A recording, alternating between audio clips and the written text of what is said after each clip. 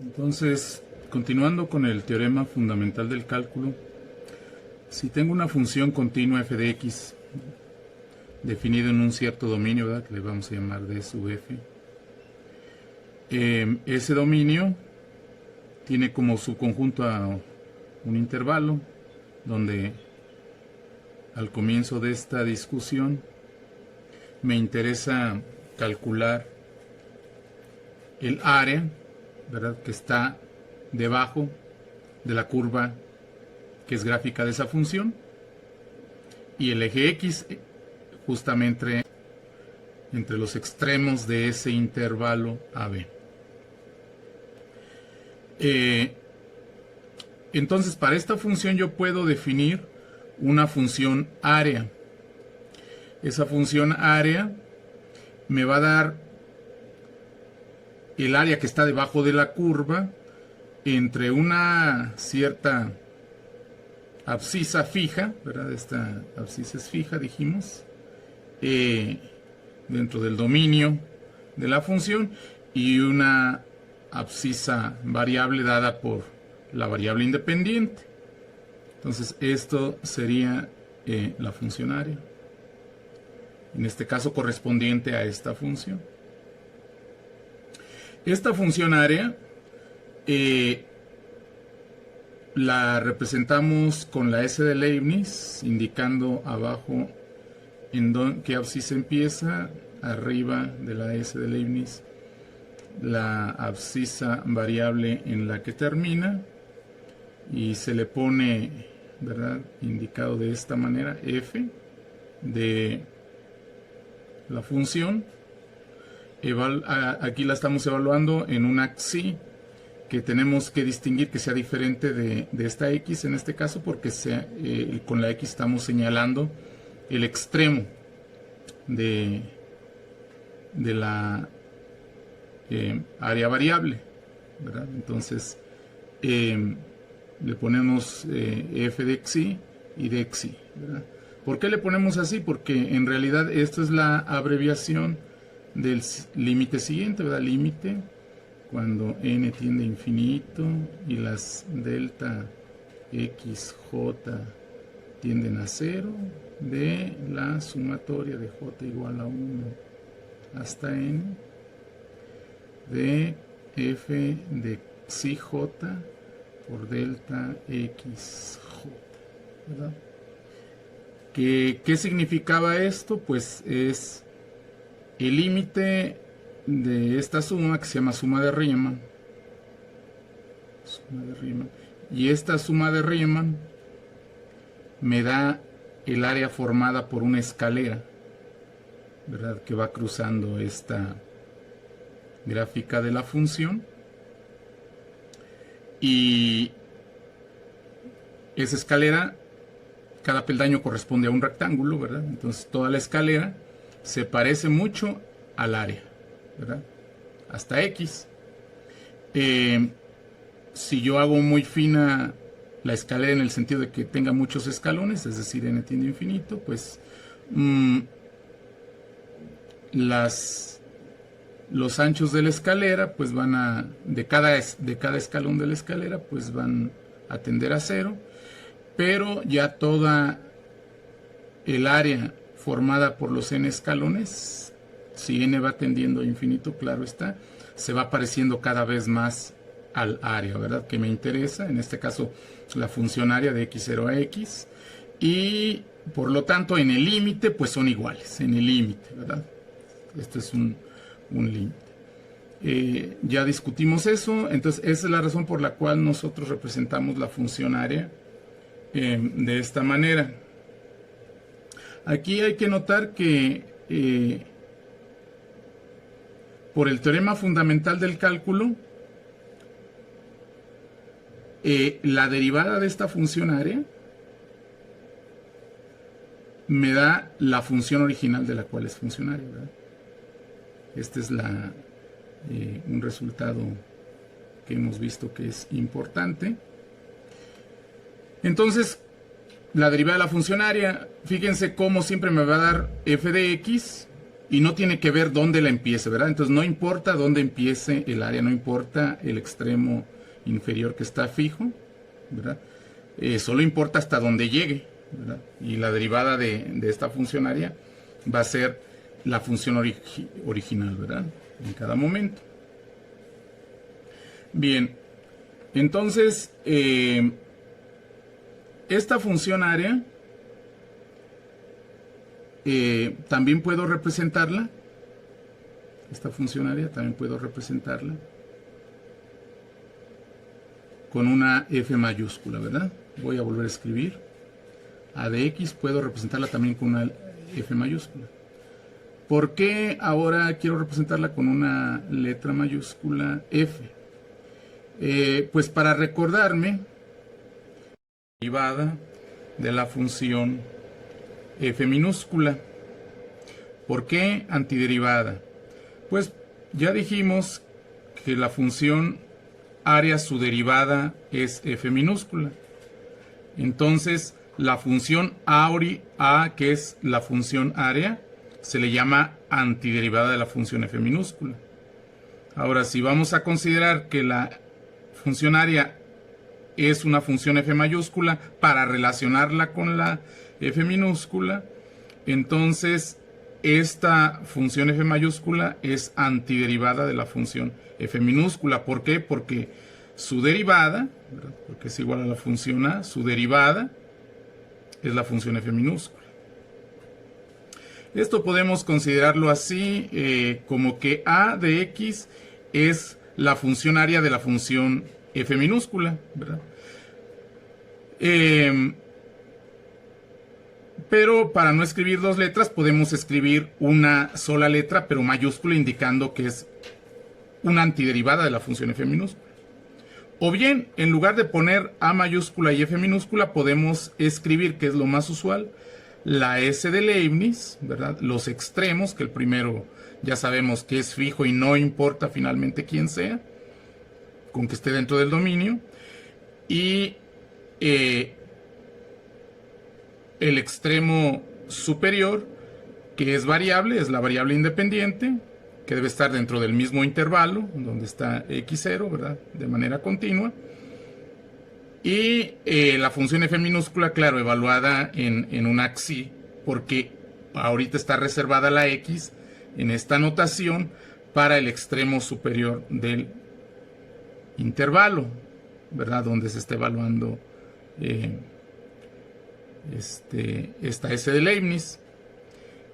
Sin embargo, exactamente para simplificar esta notación, entonces podemos escribir para representar f mayúscula de x o a mayúscula de x, como lo quieran ver. Simplemente le quitamos los extremos. Ya sabemos que el que importa es el de arriba y que importa que esté la función f, y nada más ponemos la x adentro, ¿verdad? Y claro, el de x. Entonces, la S de Leibniz sin nada, ¿verdad? Sin especificar los extremos, y la de x siempre son símbolos que van juntos. Si nosotros ponemos 1 en un curso, ¿verdad?, de cálculo integral, ponemos la S de Leibniz sin el de x, estaría incompleto y estaría incorrecto. Entonces, estos dos símbolos siempre aparecen juntos. No puede aparecer la S de Leibniz sin el de x. Entonces, con esto, pues estamos con la S de Leibniz sin especificar extremos, estamos entendiendo la antiderivada de la función f minúscula que está aquí adentro, ¿verdad? Que en este caso se le llama integrando. A la S de Leibniz sin extremos, vulgarmente se le llama integral. ¿Por qué integral? Porque esto quiere decir que suma. ¿Y por qué que suma? Porque procede de la suma de muchas ariecitas, ¿verdad?, de rectangulitos, según hemos visto antes.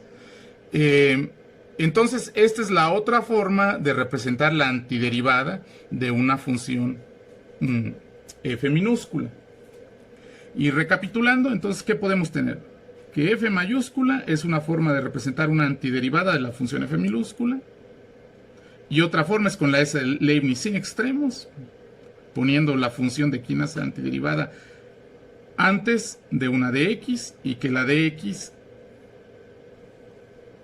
nunca va solita en una denotación de antiderivada, sino que va con la S, siempre van asociados como acabamos de ver. Bien, entonces está claro por qué surge este símbolo que vulgarmente se le llama integral, ¿verdad? Pero como que lo más correcto es decirle cuando no lleva extremos antiderivada, ¿verdad? Sin embargo, este nombre procede de que es en realidad, esta es una abreviación de una suma, y más que de una suma, de límite de una suma, ¿verdad? Aquí está la sumatoria de cuando dividimos esto en muchos pedacitos pequeños, calculamos las áreas de los rectángulos que se generan correspondientemente, cuya altura es la función original, ¿verdad? En cada punto interior de cada subintervalito. Eso lo vimos antes. Bien, entonces, en palabras dijimos, ¿verdad?, que esto quiere decir antiderivada, ¿verdad? O sea, ¿verdad?, función cuya derivada es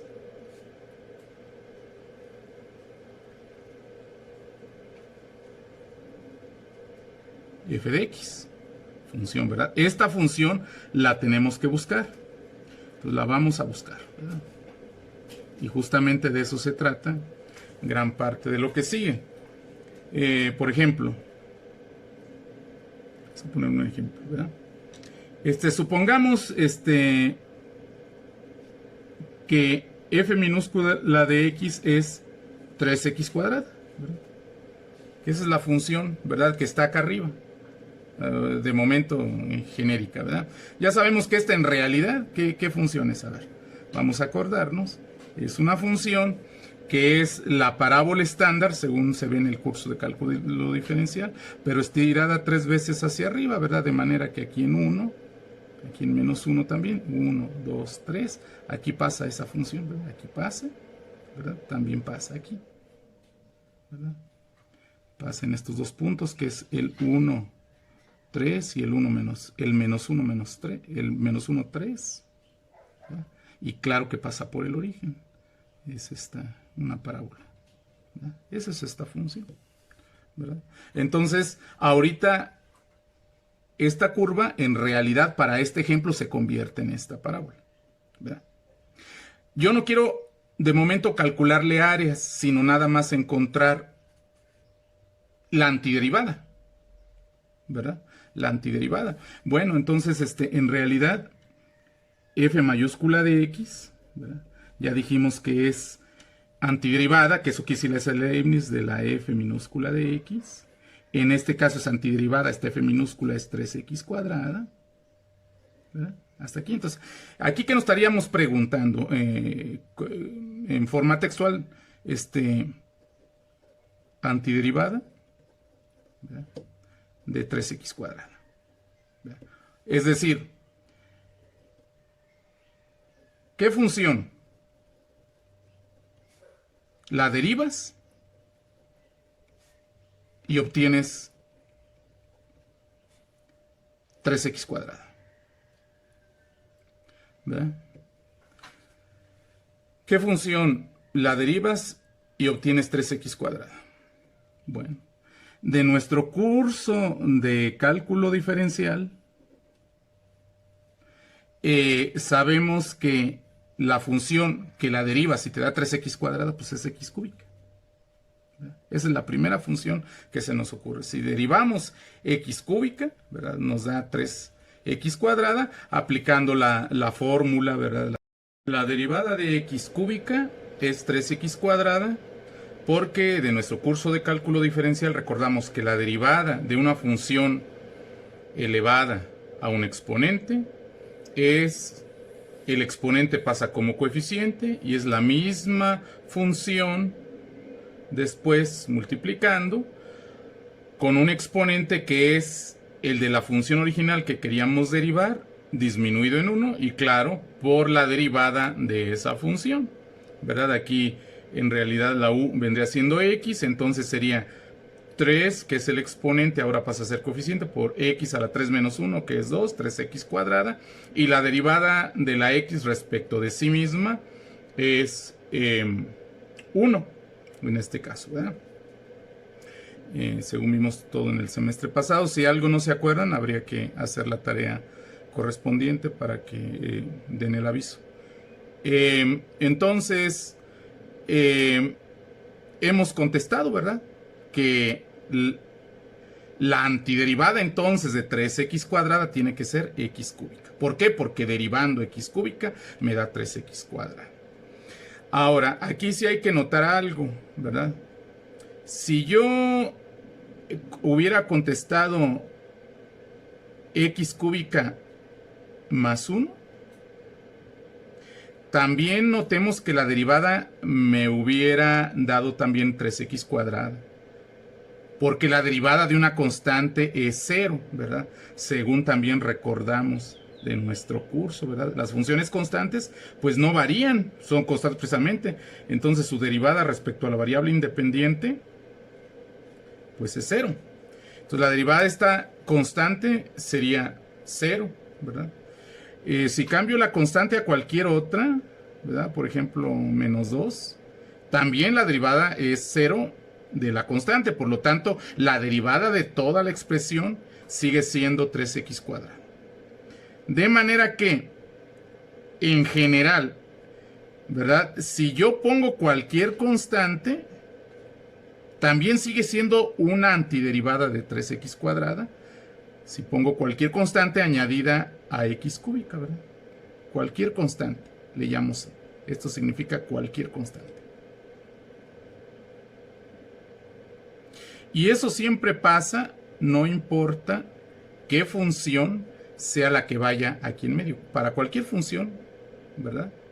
F, que cumple las condiciones que hemos discutido aquí. Para cualquier función de este tipo, la antiderivada va a ser cierta función, ¿verdad?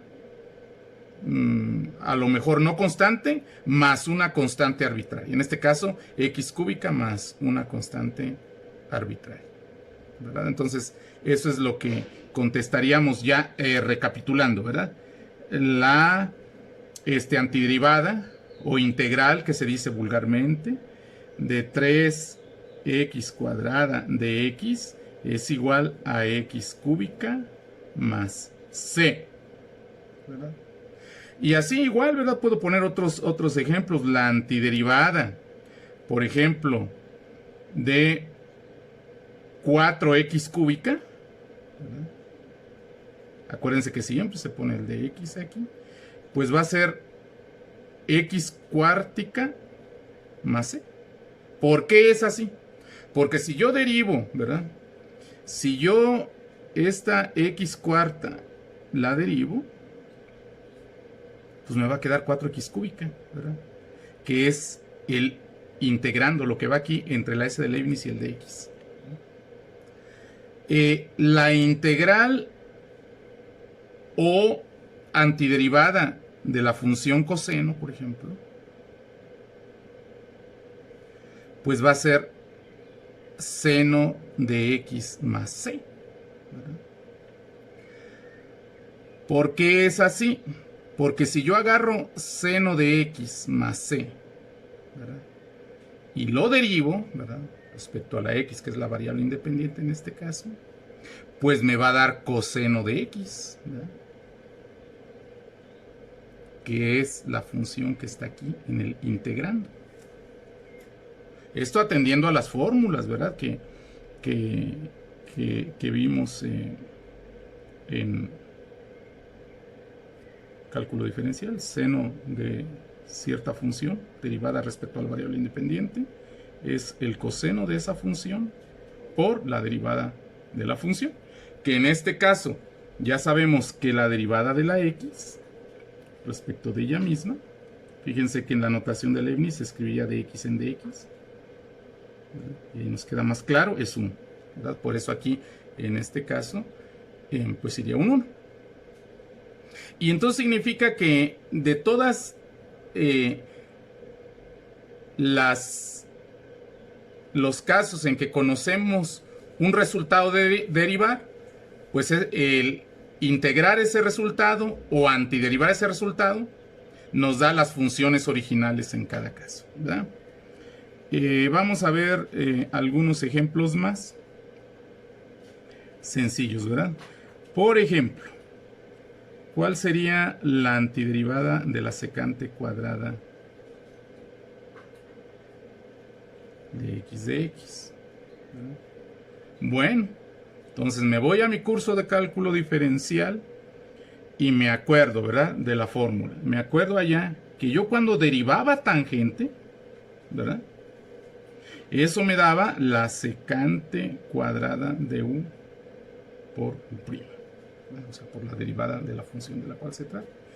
Entonces, está claro que aquí el resultado pues va a ser la tangente, en este caso de x más c, ¿verdad?, por las mismas razones.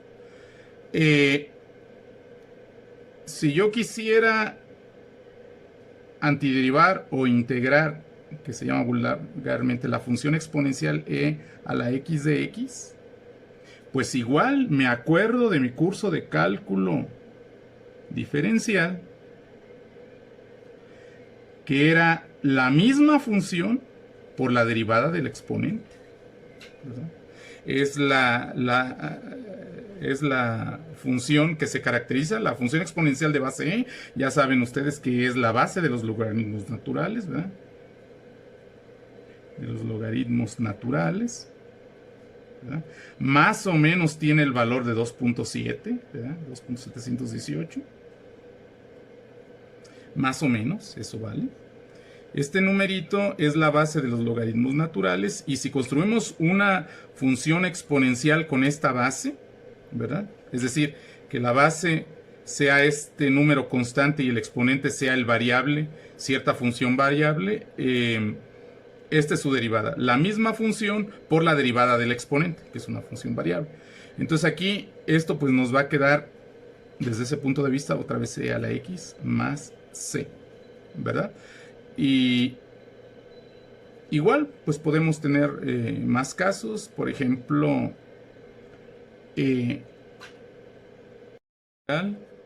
ahora de un binomio de la función 1 más x de x. En este caso, vean ustedes que se tiene que poner un paréntesis porque la función que yo pienso antiderivar ya tiene dos términos. Si una función que yo piense antiderivar tiene varios términos, pues hay que poner el paréntesis correspondiente. En este caso, resulta que la antiderivada sería x más x cuadrada sobre 2 más c, ¿verdad? ¿Por qué es así? Bueno, pues habría que comprobarlo por derivación. Si yo tomo esta función x más x cuadrada sobre 2 más c y la derivo, me acuerdo de todas mis clases de cálculo diferencial, ¿verdad? Cuando yo tenía la suma de varias funciones y tenía que derivarlas, vean cómo se tiene que poner un paréntesis, ¿verdad?, para indicar que la derivada se va a aplicar a todo. Pues se puede distribuir, ¿verdad?, la derivación, y quedaría u' más menos b' más menos w', ¿verdad? Se distribuye. Entonces aquí, en realidad, si yo quiero derivar esto, me va a quedar x' más x cuadrada sobre 2'. Fíjense que aquí tiene que generarse un paréntesis para indicar que a este término voy a derivar. Más c'. Bien. ¿Cuál es la derivada de x'? En el curso de cálculo diferencial vimos que es 1. Ahora, ¿aquí qué tengo? tengo la función x cuadrada sobre 2, que ya sabemos que es la parábola x cuadrada solita multiplicada por un medio, es decir, hay una constante, es el caso de una constante por una función y me toca derivar eso. En nuestro curso de cálculo diferencial vimos, ¿verdad?, que cuando yo tengo la derivada de una constante por una función, simplemente saco la constante y me toca derivar la pura función. Entonces, en este caso, saco la constante y me toca derivar la pura función. Y la derivada de una función constante ya dijimos que es 0, ¿verdad? Aquí está la fórmula correspondiente que vimos en cálculo diferencial. Entonces, continuando, esto quedaría 1 más un medio. ¿Y cuál es la derivada de x cuadrada? ¿Verdad? Pues la derivada de x cuadrada aplicando la fórmula, ¿verdad?, de derivar funciones potencia, ¿verdad?, con exponente real, viene siendo 2x. O sea, aquí quedaría por 2x. Ya el más 0 no se pone, ¿verdad? Porque nosotros igual sabemos cuando estudiamos los números reales que cualquier número real, si le sumo 0, me da el mismo número real, ¿verdad? Porque el 0 es neutro de la suma, ¿verdad? Entonces así lo pondría. Y ahora aquí, ¿qué me quedaría? Pues me va a quedar 1 más x, ¿verdad? ¿Por qué más x aquí? Pues por álgebra, ¿verdad? 2 por un medio. 2 por un medio me da 1. Igual también, ¿verdad?, por una propiedad de los números reales. Un número a por 1 sobre a siempre me da 1, que equivale a decir, se cancelan, ¿verdad?, uno de arriba con uno de abajo, que se están, digamos, multiplicando. Aquí esta ley es aclarando que la a nunca es 0, ¿verdad? Porque uno de los mandamientos de las matemáticas es que jamás dividirás por 0. Otra forma de decirlo, el 0 no tiene inverso multiplicativo. Entonces, noten que obtuvimos una función que es el integrando. Vean ustedes que es el integrando. Entonces, con estos ejemplos nos queda claro que antiderivar significa buscar una función que al derivarla me regrese la función original. Y antiderivar se representa con este símbolo, normalmente, S de Leibniz, que vulgarmente se le dice integral, y luego la función que deseo antiderivar. La S de Leibniz siempre va aparejada con la de x. Otra forma de poner esto es simplemente poner la función y en lugar de ponerle S de Leibniz, no le pongo minúscula, sino mayúscula, ¿verdad? Es otra forma de representar.